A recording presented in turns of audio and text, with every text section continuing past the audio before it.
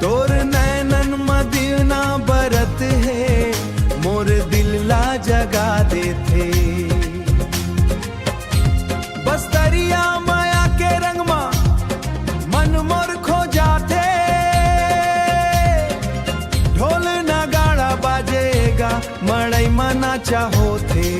तोर संग जिए बर मोला अब सपना थे।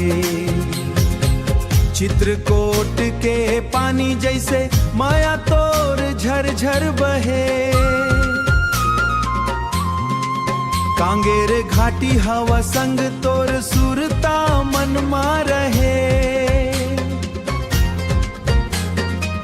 महुआ फूले रात भर, गांव गली महके रे।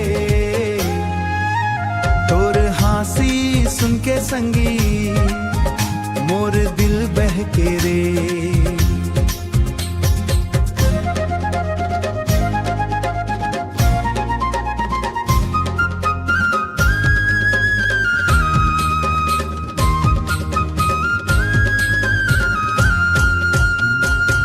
घुंघरू बाजे पाँव मतोर जैसे लोग गीत गावे।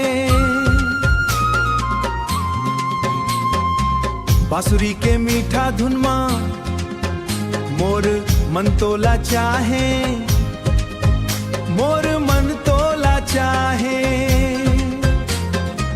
बस्तर धरती गवाही दे, जन्म जन्म संग रही वो।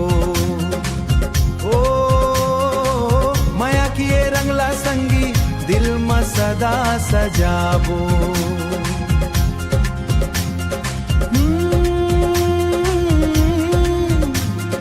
धरती गवाही दे, बस्तर धरती गवाही दे।